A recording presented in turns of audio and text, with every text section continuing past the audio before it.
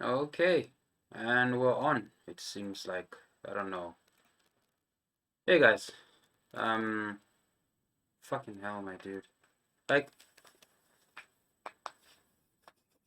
I haven't been able to upload. Okay, I'm very aware of that. Actually, I'm back home now. Um, and yeah, I just got back like today. Uh, it's currently about 10 o'clock, and the president just gave the latest State of the Nation address. So we're going to check it out, okay, big boy? And I hope everything is going to be fine. Um, I figured that I should squeeze this in because I'm extremely tired right now. And honestly, I just want to sleep. But, there's a certain level of like adrenaline that accompanies just being back home. But it's extremely cold, my dude. Like, it's extremely flipping cold, okay? Free State weather is not like, it's not fun at the moment. It just isn't. The weather here is like the winter here is just it's unforgiving. It's extremely unforgiving. So let's check this out real quick, okay? What happened was basically, Gauteng is not for the faint-hearted. It just isn't. Like when I was still in Gauteng, I basically just the power cuts that happen over there are inhumane. Okay, we're talking about inhumane levels of power cuts over here. Like yeah, it messes with your brain. That's all I can say. Like it genuinely messes with your brain. And yeah, man, I'm happy to be back home. I'm happy to be back home.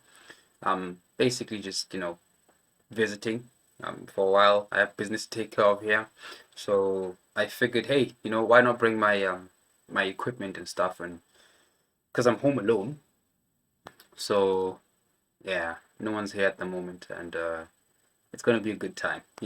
So yeah, this guy over here, okay, this guy over here, this Madala over here, right here, this Madala. We're going to watch him, and we're going to check what kind of new information he has for us. I doubt it, you know. Um, I doubt it, and yeah. But before that, I'm sure you still like notice that there's still like a weird kind of like static kind of sound happening in the background. Please don't take it to mind, okay? I'm still working on trying to fix it. And it's entirely possible that at some portions of the flipping video, my camera is actually going to freeze. The audio is still going to go on, but my camera is going to freeze. So forgive that. I'm working on getting a new laptop. I don't know when I'm going to get the new laptop, but I'm trying to like save up to getting a new laptop because this one is like 6 years old or something. From like back in my matric days, back in like 2015 or something. So it's old and it's not built for this. So yeah, just bear with me, okay? I'm trying to get this content out because I like doing this. I really like doing this, and I don't want to stop because I have a piece of trash computer. I just don't. So yeah, let's check this out real quick, okay? And again, bear with me if the camera freezes at some point, okay? Bear with me. Hey.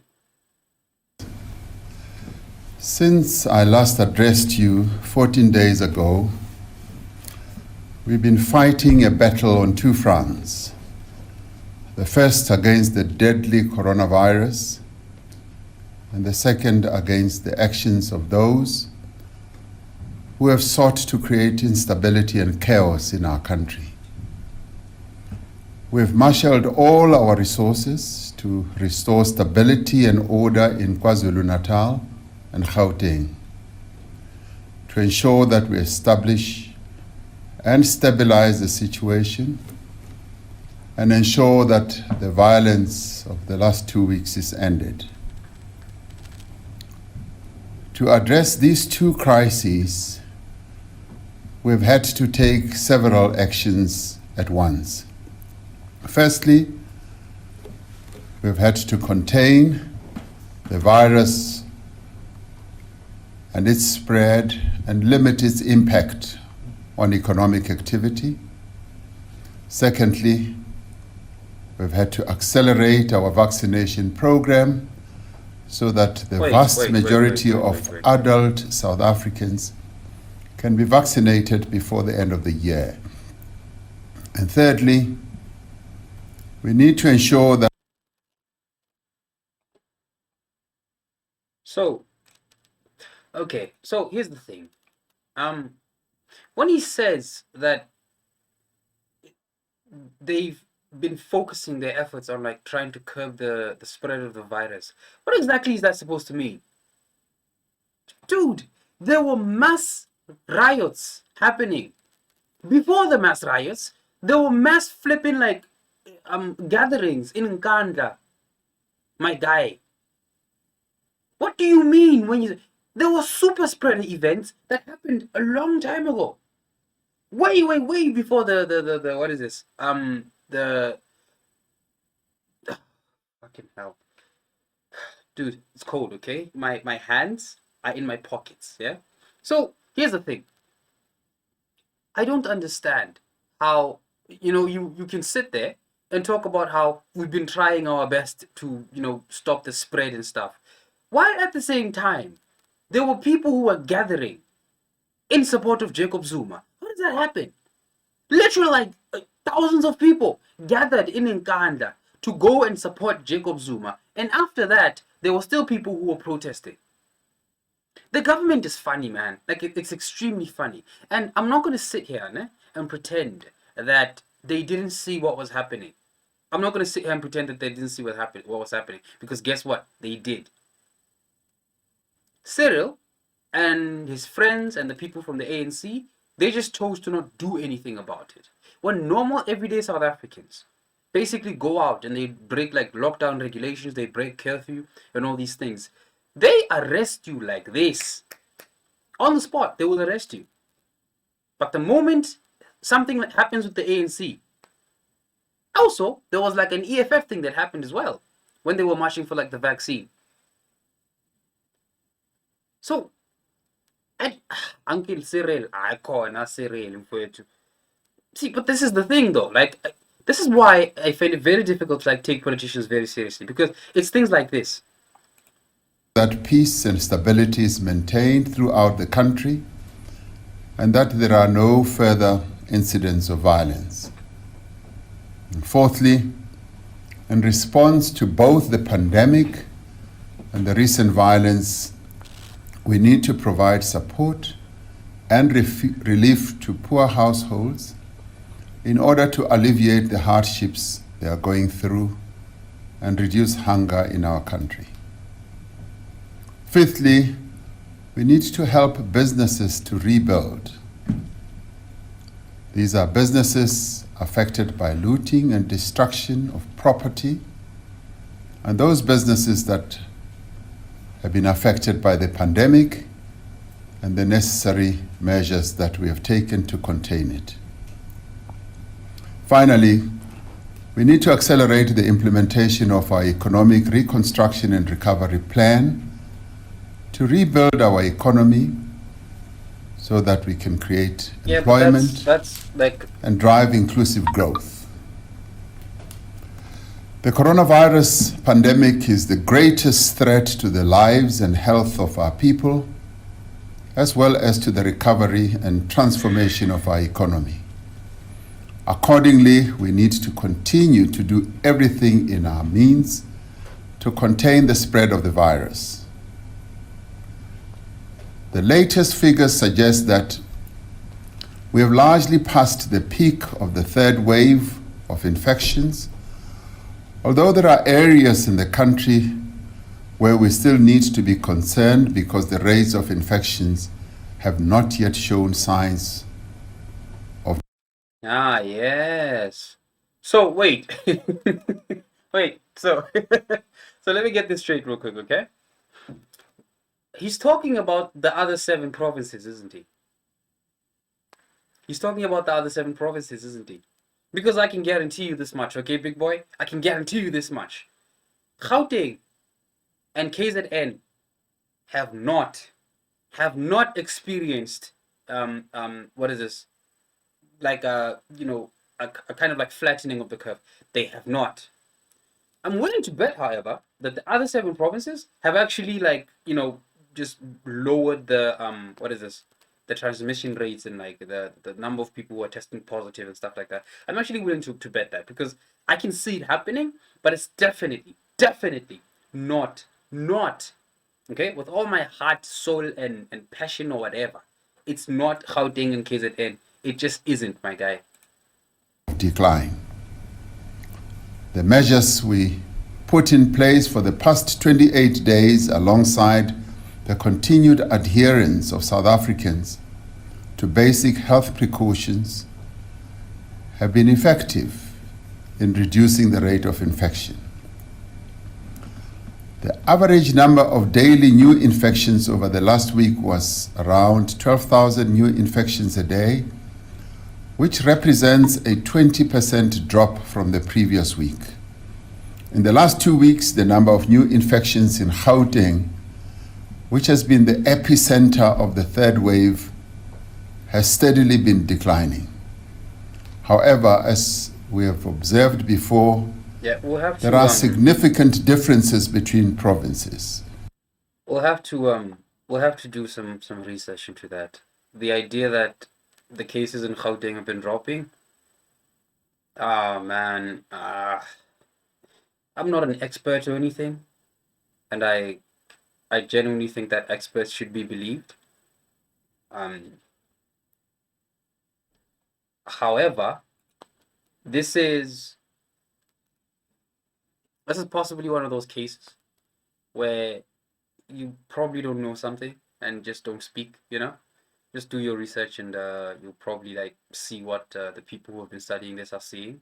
So I don't believe it per se, but I'm not willing to disregard it, because, well, again, I don't have the information at hand at the moment, so I'm not going to say anything or anything like that. I'm just not. Trying to do something here.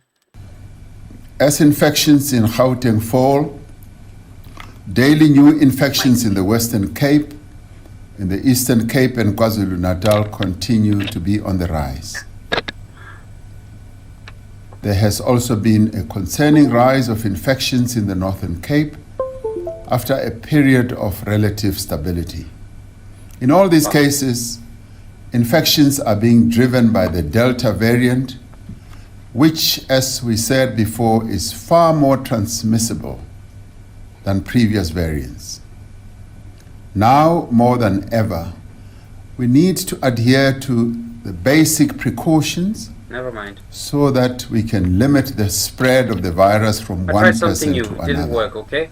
We know that indoor gatherings, particularly in places that have poor ventilation, are the major cause of outbreaks and super spreader events. Okay. We must continue. This is what we're going to do, yeah? This is too slow. This is too slow, man. We're going to try like a faster speed. Fucking hell, kids are. Okay, let's try a faster speed, shall we? Continue to wear our masks at all times when in public, keep our distance from others, and always ensure that windows are open and that there is a constant flow of fresh air. The overall decline in new infections means that it is possible to gradually ease some of the restrictions on gatherings, movement, and the sale of alcohol. Based on the recommendations of the Ministerial Advisory Committee on COVID-19 and the inputs from the President's Coordinating Council, which is made up of our premiers, our MECs, traditional leaders, and metro mayors, Cabinet this afternoon, after receiving all these recommendations, decided that the country should be moved from adjusted alert level 4 and be placed on adjusted alert level 3. This will take effect later this evening once the regulations have been gazetted. This means it takes place. Okay, we're going over to a speed of 1.5, okay? Can we do that? Let's do a speed of 1.5. It's too slow. With immediate effect. The hours of curfew will stay the same, starting at 10 p.m. and will end at 4 a.m. Interprovincial travel for leisure may resume once more. Non-essential establishments such as restaurants, taverns, bars, and fitness centers may be opened. These establishments will, however, need to close by 9 p.m. to allow their employees and patrons to travel home before the start of the curfew. Okay. Gatherings will be allowed, but will be limited to a maximum of 50 people indoors and 100 people outdoors. Where the venue is too small to accommodate these numbers with appropriate social distancing, then no more than 50% of the capacity of the venue may be utilized. Gatherings include religious services, political events, and social gatherings. The limits on venue capacity also apply to restaurants, gyms, fitness centers, bars, taverns, and other places. Attendance at funerals and cremations may not exceed 50 people, and all social distancing and health protocols must continue to be observed. Night vigils and after funeral gatherings are still not allowed. The sale of alcohol from retail outlets for off-site consumption will be permitted between 10 a.m. and 6 p.m. from Monday to Thursday. Oh, damn. Alcohol sales for on-site consumption will be permitted as per license conditions. You know what's you know what's funny about all this? Oh man. Fucking hell, my camera. Ugh. It has to come this side, so.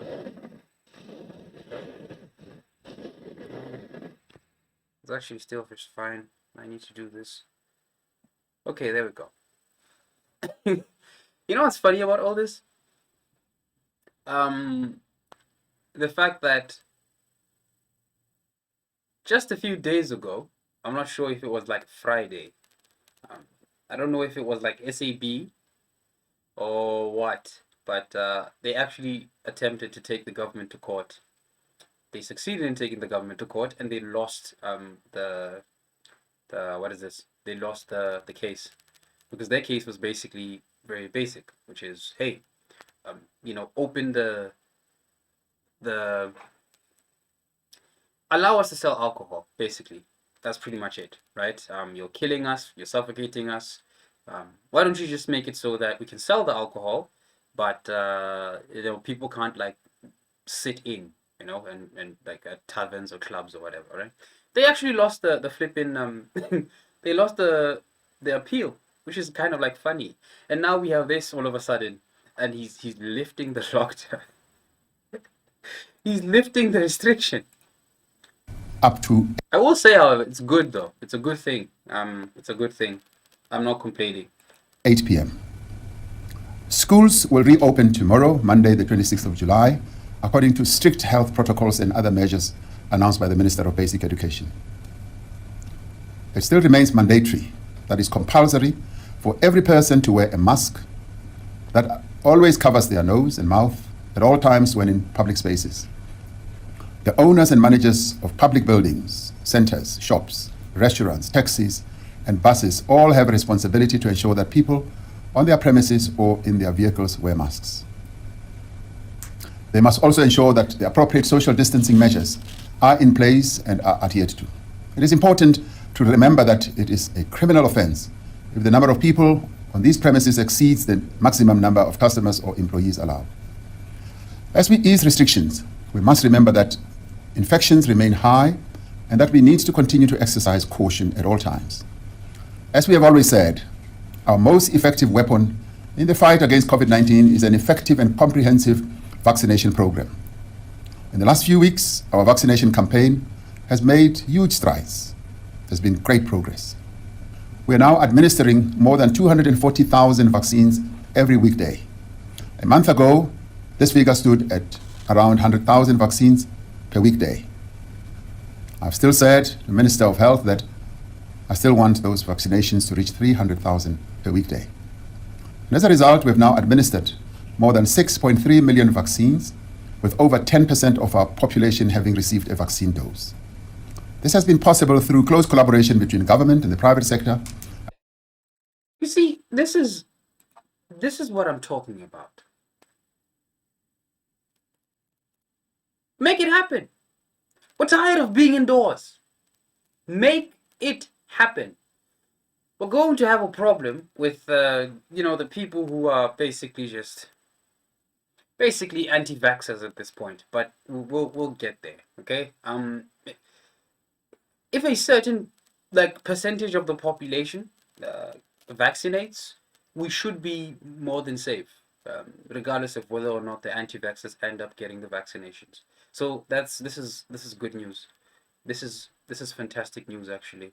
Um, I'm happy about this. I'm extremely happy. I am yet to get vaccinated, but I will get a shot very soon because well, I've been quarantining this whole time, and I just don't like going places. So for now, I'm okay, but I will go get the vaccination because first of all, I'm not elderly, obviously, but secondly, I'm not over 35. So I would imagine, I'm not sure, but I would imagine that it's much more difficult to get like vaccinated, like a longer like waiting list and stuff or lines or whatever, if you're under 35 years of age. So yeah, it's gonna be interesting. But until then, I mean, yeah, we're good to go. We're good to go. I like this. I like the way everything is moving along so far. Well, from like the coronavirus standpoint, anyway. Uh, we'll talk about the economy and politics later, okay, big boy? And with other social partners. In the coming weeks, we will substantially increase the rate of vaccination. We're increasing the number of vaccination sites and improving the vaccination registration system. We will also increase our vaccination capacity on weekends. We will now allow people between ages 18 and 34 to be vaccinated from the 1st of September 2021. This will be in addition to age groups that are currently eligible. That's just flipping convenient, my guy. My previous comment just went to the dumpster. But yeah, that's good. Meaning I can go. Which is everyone over 35 years of age. We are now able to allow people who need to be vaccinated to present themselves at vaccination sites without an appointment and be registered and vaccinated. This substantial increase in the rate of vaccination is made possible by improvements in the supply of vaccines. Within the next 2 to 3 months, we are scheduled to receive around 31 million additional doses from Pfizer and Johnson & Johnson. Oh, the process of acquiring more vaccines from other manufacturers, this is good news, such as the Chinese vaccine and others, is underway. This supply pipeline means that there will be sufficient vaccine doses available for the rest of the year. We've made tremendous progress also in addressing the challenges we faced as a country and the continent in accessing vaccines. As a result of our negotiations with the pharmaceutical companies and various developed economy governments, we have been able to secure vaccines, and we are also able to get into a position where we will manufacture vaccines on our continent going forward. Okay. Aspen, See, which this is is based what in we're talking Gqeberha, about. will from October be manufacturing vaccines solely for the African continent, our own country and the African continent. Wait. A few weeks ago, the World Health Organization Go back. secure vaccines, and we are also able to get into a position where we will manufacture vaccines on our continent going forward. Aspen, which is based in Gqeberha, will from October be manufacturing vaccines solely for the African continent, our own country and the African continent. A few weeks ago, Fam.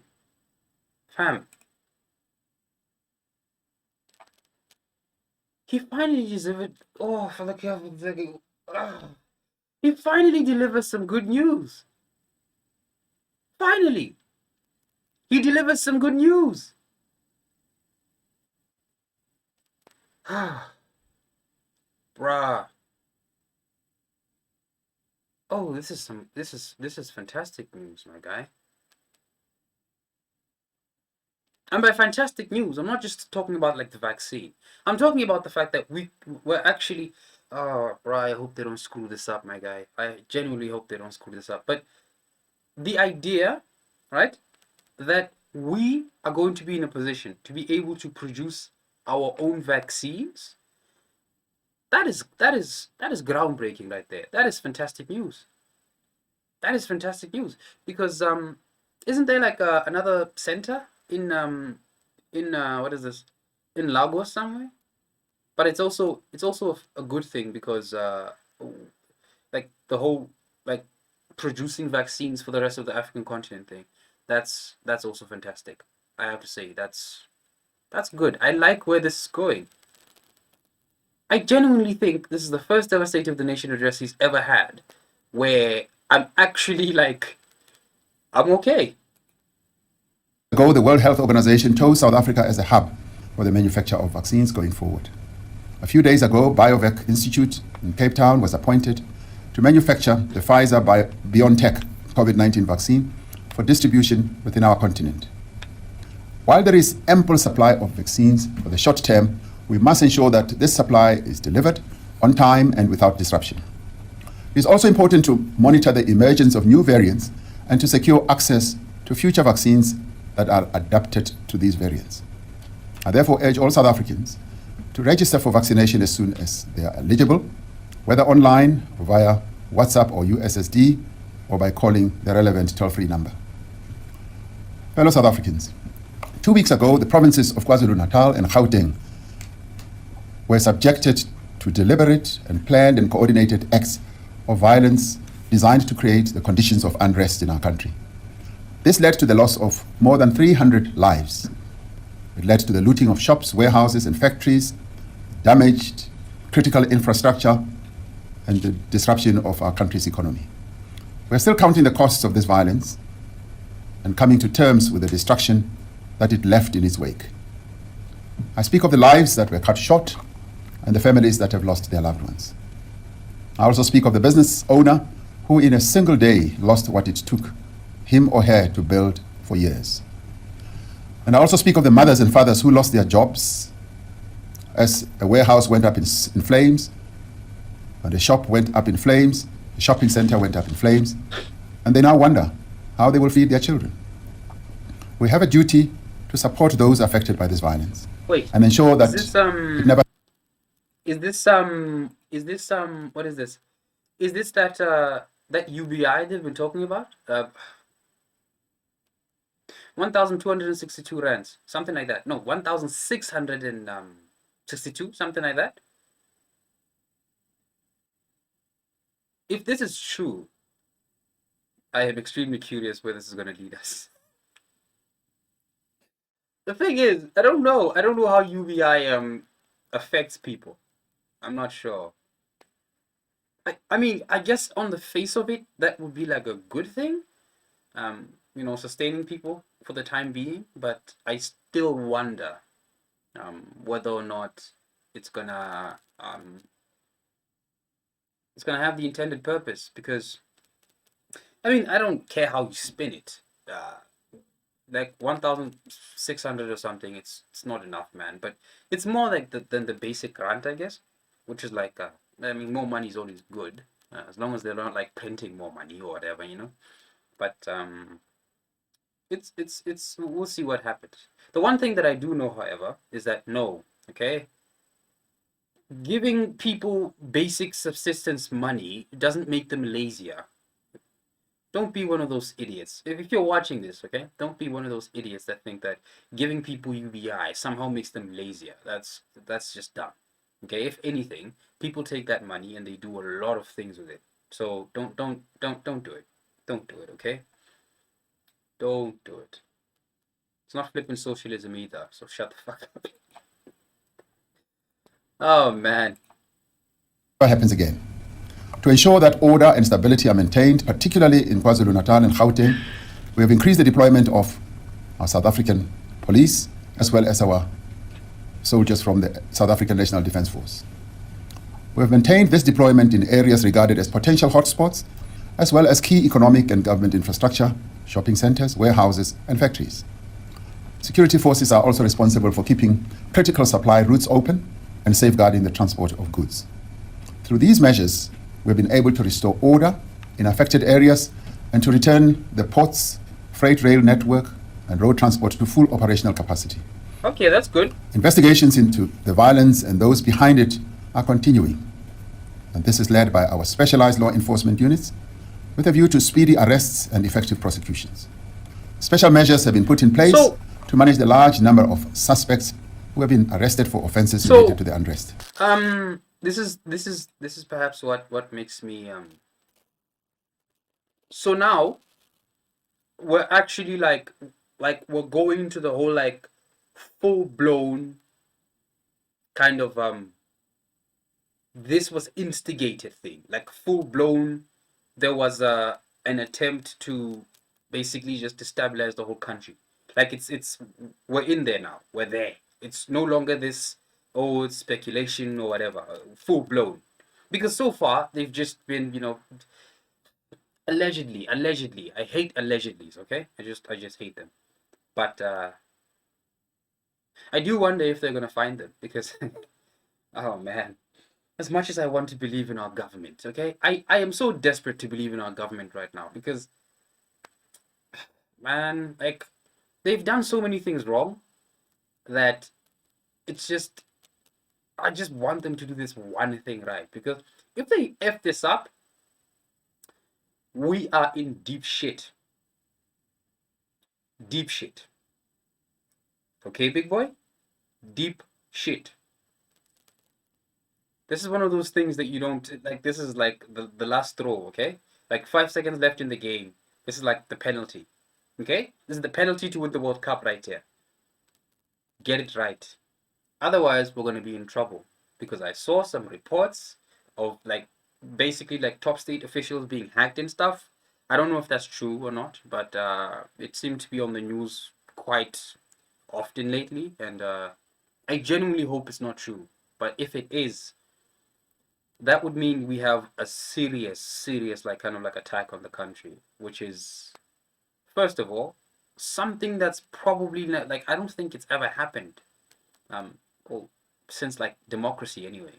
I don't think it's ever happened, unless you count like the whole Gupta situation as a siege on South Africa, which you can actually make that argument, but yeah, that's besides the point. So now, back to the like what I was saying, okay? Which is, so now the president has officially come out, okay? He's officially come out and said that, hey, we are under attack. We are aware that we're under attack, and we're working on it. Oh, big boy, this is big. This is big. If that's where he's going, this is big. This is very big.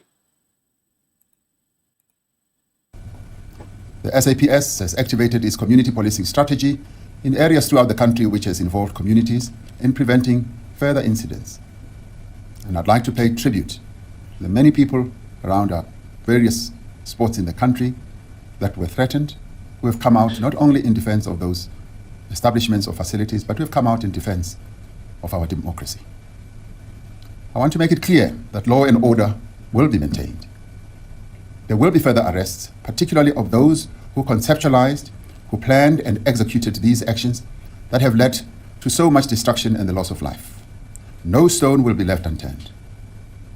Although calm has been restored to these areas, the impact of the violence and destruction continues to be felt by households, by employees, and by businesses. Yeah. We are taking decisive action now to secure the livelihoods of millions of people who have been threatened by both the pandemic and the unrest. This evening, we are announcing a range of measures to support the recovery of the economy that has been badly affected and provide relief to the poor and those who are vulnerable as a result of the measures that we had to take to impose to deal with COVID-19. To support those who have no means of supporting themselves, we are reinstating the Social Relief of Disaster Grant to provide a monthly payment of $350 until the end of March 2022. This has been made possible by the slight improvement we have seen in our revenue collection. We are expanding the number of people who are eligible for this grant by allowing unemployed caregivers who currently receive a child support grant to also apply. Details of the reinstatement of the grant, including the process for application and reapplication will be announced shortly. This will build on the strength of our existing social protection system, which is one of the greatest achievements of our democracy.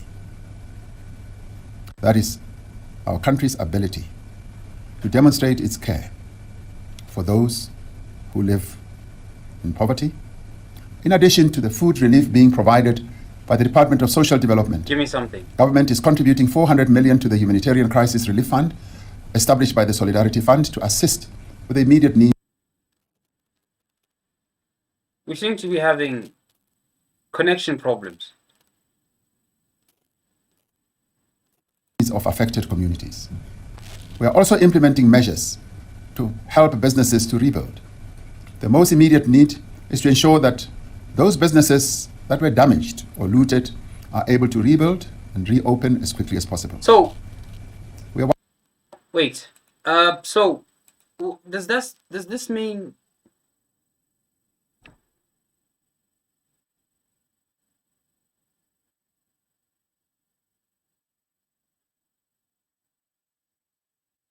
So,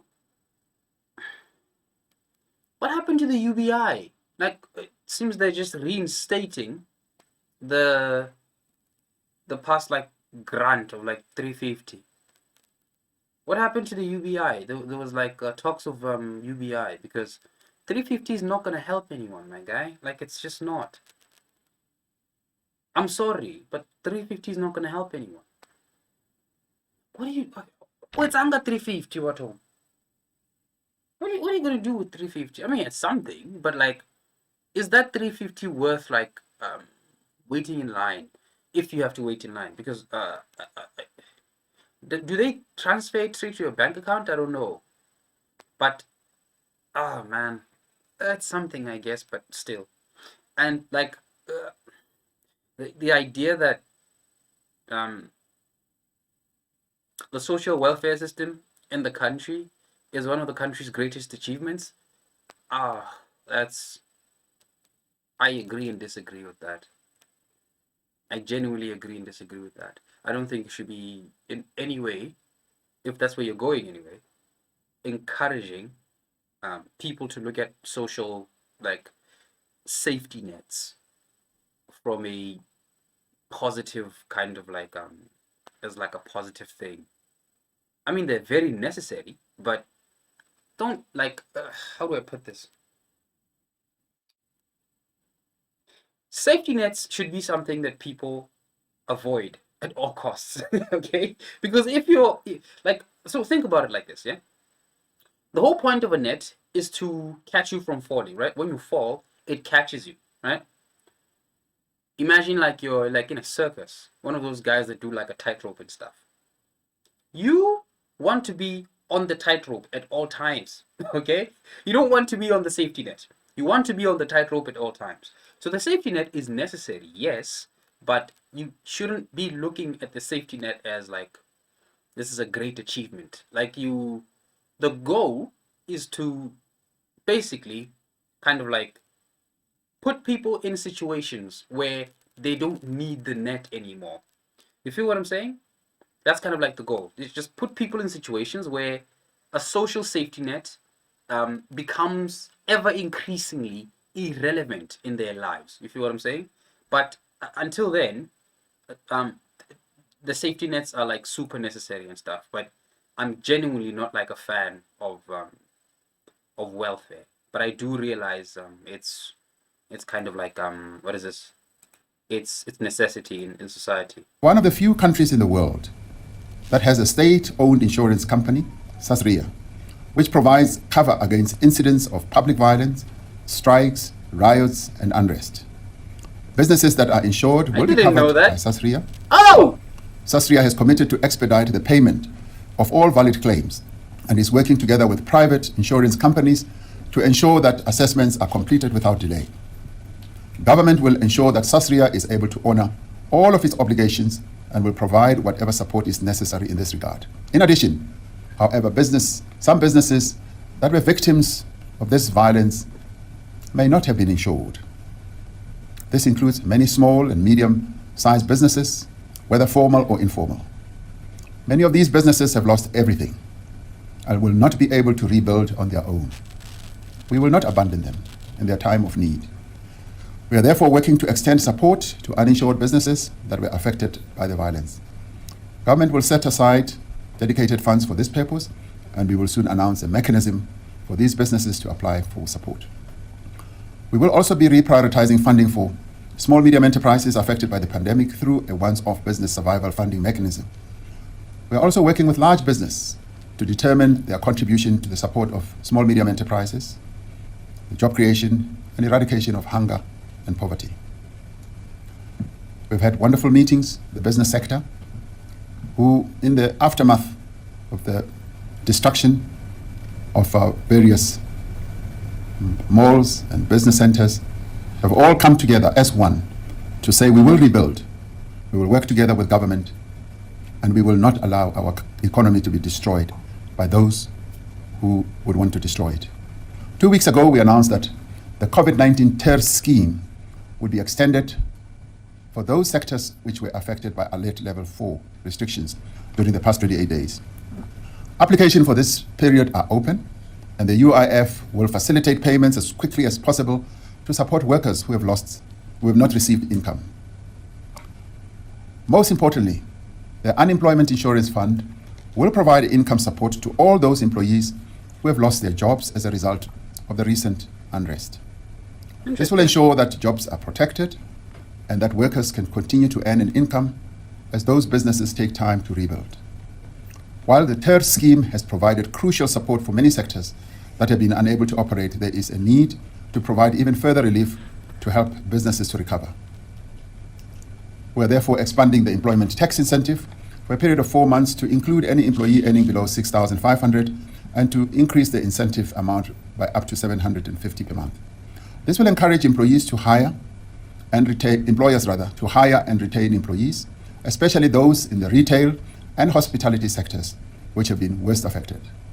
We will also defer payment of pay-as-you-earn taxes for a period of 3 months to provide businesses with additional cash flow with an automatic deferral of 35% of pay-as-you-earn liabilities for employers with revenue in their businesses of below 100 million. The payment of excise taxes by the alcohol sector will be deferred for a period of 3 months to ease the burden on the sector. This is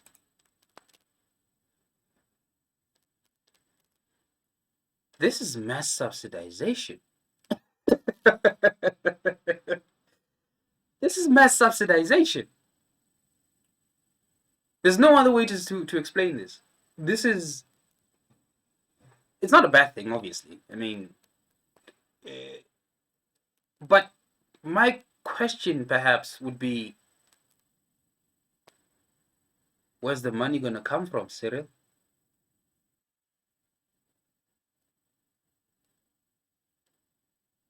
No, like legit though. I thought the government was broke. What happened?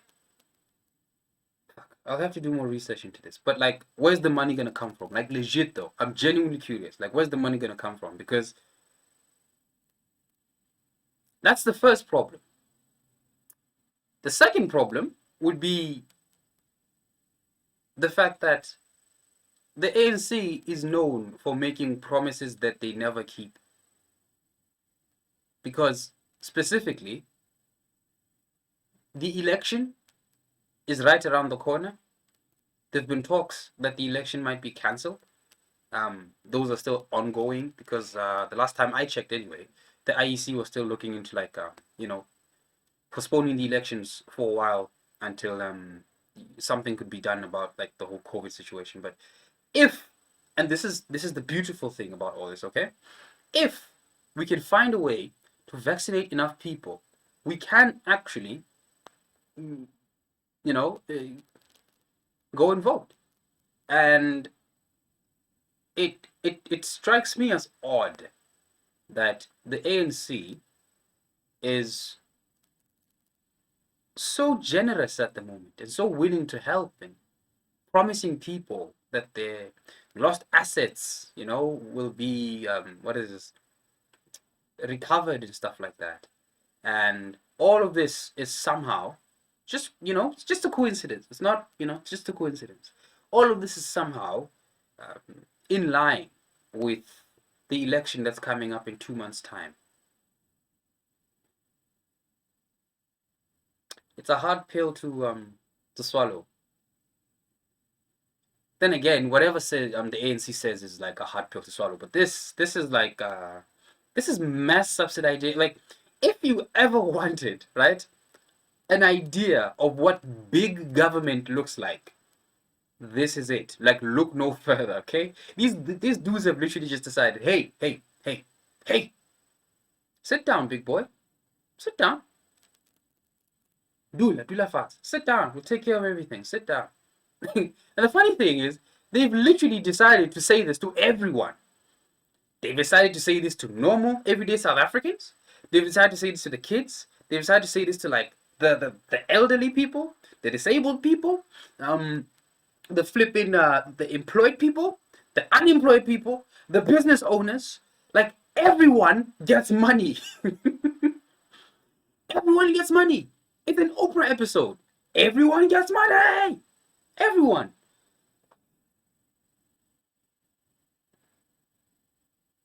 Will they pull it off? Will they pull it off? I say no, but I hope they will, for the sake of this country, okay? My brain says no because of past experience and past evidence and everything that we have to go on, you know? Like just the ANC is just notorious for making promises they have never like actually realize. However, here's a prediction. If the ANC can make a plan to restore these people's businesses, expect them to retain power in the local elections in 2 to 3 months' time. There, I said it. Expect them to retain power. If anything, expect them to win more votes than they did in the last one. Because, you know, people are fickle and they tend to like forget, you know, all the past abuse and stuff. That's usually how people work, you know. Um, Especially with like elections and stuff. That's why I mean, you know what the ANC does with like when they campaign, when they give out shirts and shit like that. People remember the good stuff.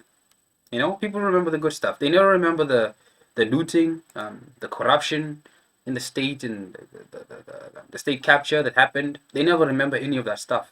They only remember like, you know, seeing the president like and basically just being happy, and then you know they get food at like the stadium or whatever the gathering is, like wherever the gathering is happening. They get shirts and like, you know, memorabilia and stuff like that, and they're good to go. You know, they're going to vote. They don't vote on. They don't vote on, you know, a kind of long-term vision. They vote on short-term gain, and that's perhaps the sad part about all of this.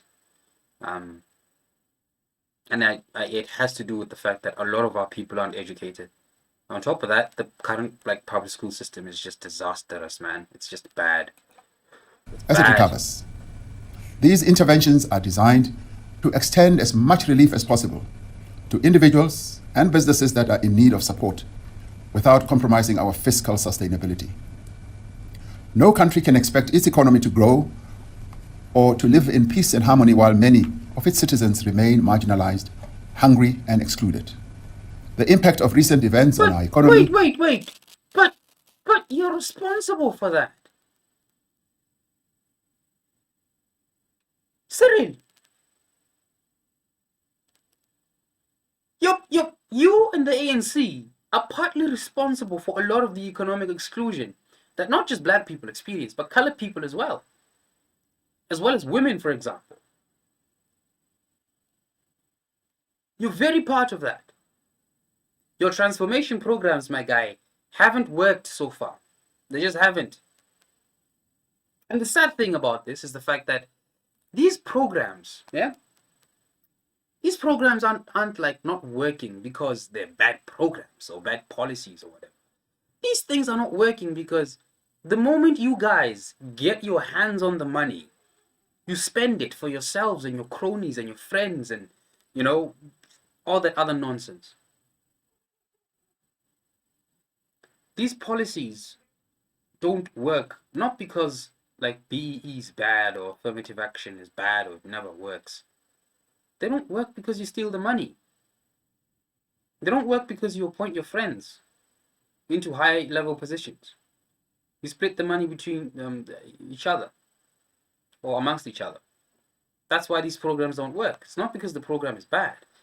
And so, you and your friends are in large part very much responsible for the nonsense that the average South African has to endure on a daily basis. I apologize, Cyril, but this is true. That's just how it is. That's just how it is, my guy. Has made the implementation of our economic reconstruction and recovery plan even more urgent and important.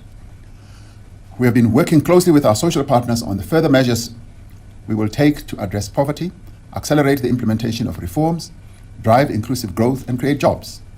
We will shortly be able to make further announcements. You've been saying this for like 25 years. Fellow South Africans, the effect of the recent violence on investor confidence is a great threat to our recovery. We are taking steps to strengthen the capacity and preparedness of our security forces to prevent similar incidents in future. Better. This includes responding more quickly and decisively to reports that we are now receiving of extortion by criminal groups as businesses start to rebuild, especially in KwaZulu-Natal. Anyone who threatens or engages in violence will face the full might of the law. While we have acknowledged that our response was too slow, our security forces have demonstrated that they are able to ensure stability and order. More importantly, South Africans have demonstrated to the world that we are committed to democratic government, that we oppose violence and criminality, and that we will stand up to anyone who seeks to destabilize our country. Our greatest strength lies in our constitution. Oh, my guy. In the protection that it provides. Oh, my guy. Oh, man. Don't, like, this is just me, okay? This is just me, yeah? Don't give South Africans don't give them too much credit when it comes to, like, following the law.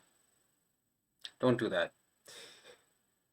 If you would see, if you could see just the level of, like, people who make, for example, like, the death penalty argument in response to, like, issues like this. Whenever you see, like, mass looting and stuff, you see people who are like, bring back the death penalty. If you could see people who make arguments like, if only I had a gun, I would have been able to protect myself. That, by the way, is not a very intelligent argument to make. Just so you know, okay, big boy? It just isn't.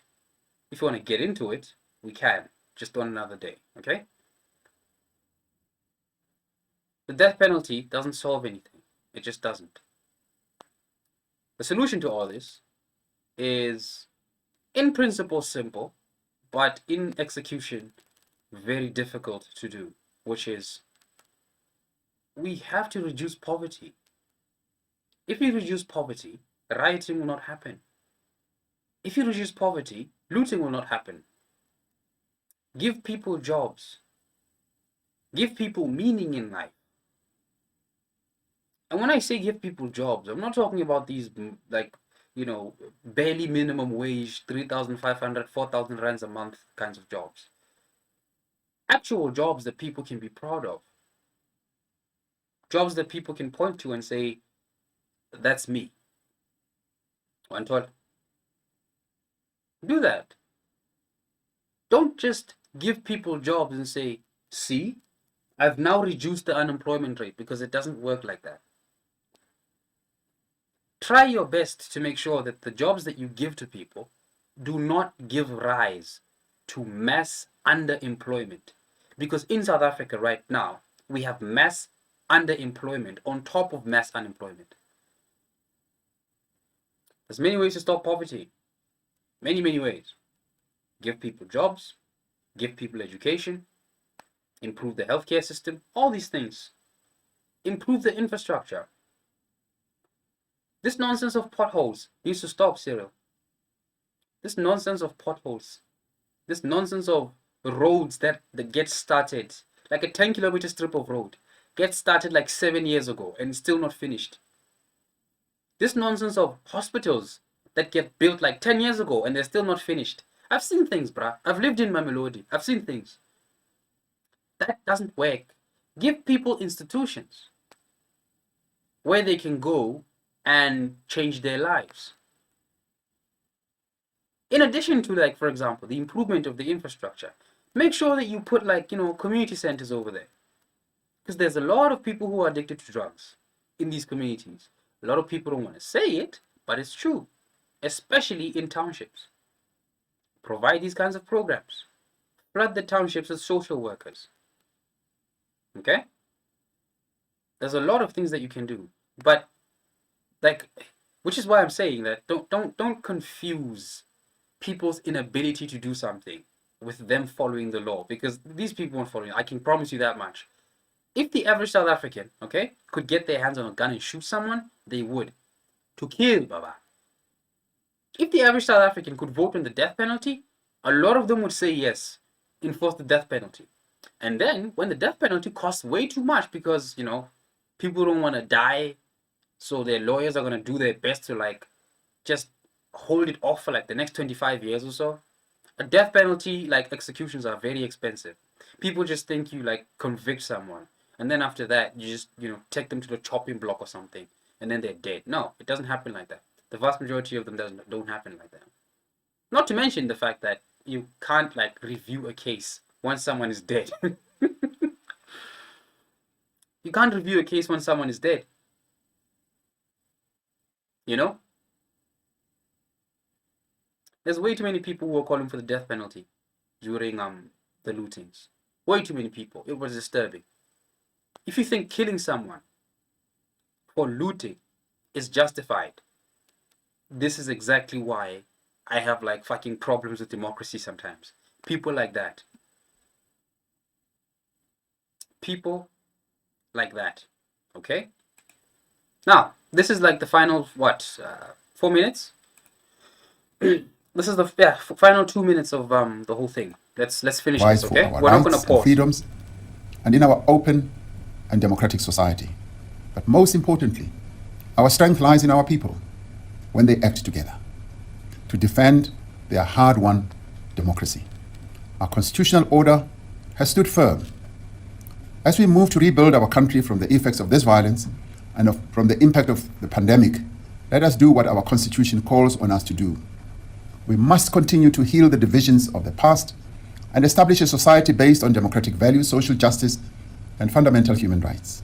The foundations of our democracy are based on the will of the people of South Africa. To strengthen our democracy, we are called upon to improve the quality of life of all citizens and to free their potential.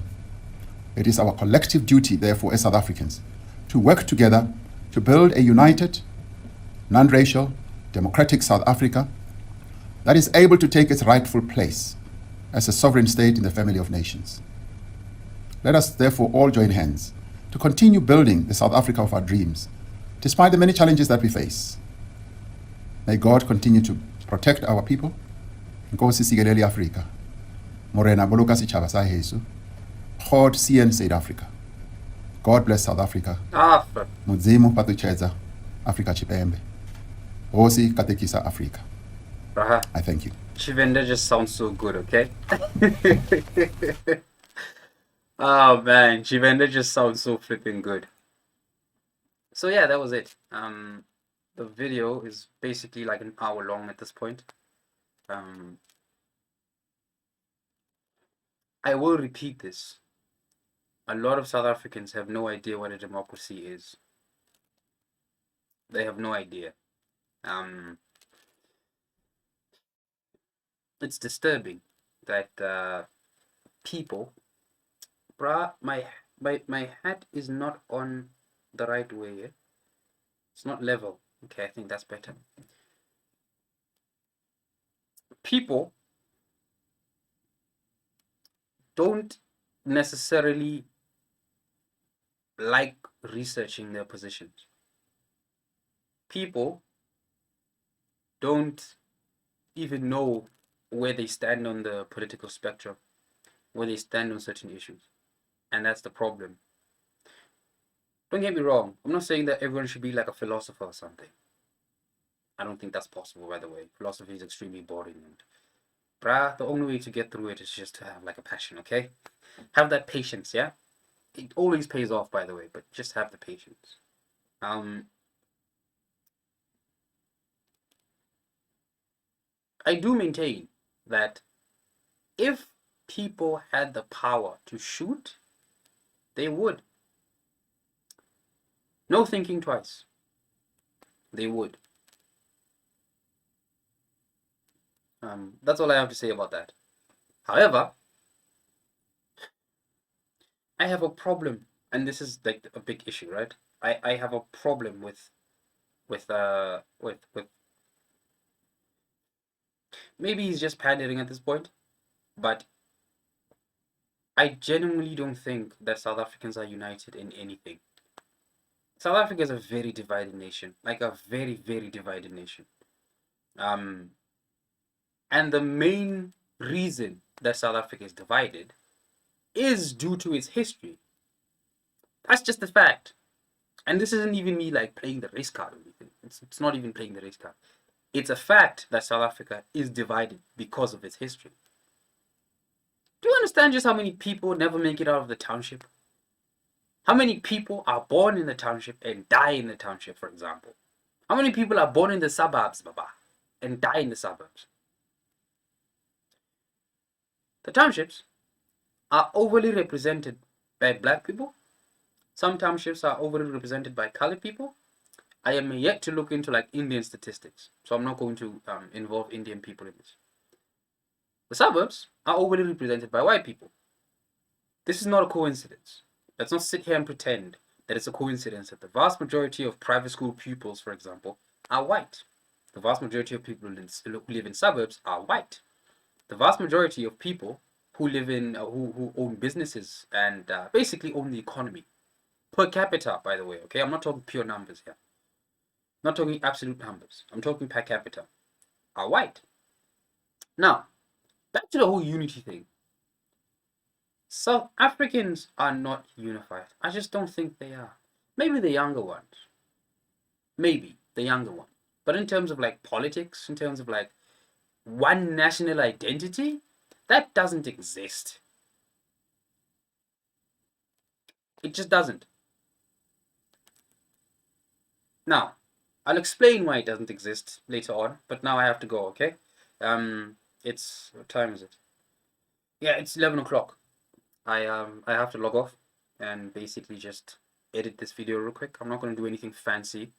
I'm just gonna basically just, do some touch-ups and stuff, and after that we should be good to go, okay, big boy? Until then, have a good day, and yeah, this will go up immediately after I've finished editing, which will start or commence, or rather, immediately after I stop this particular recording. So I hope you enjoyed the video. Leave your comments below, and is there anything I missed?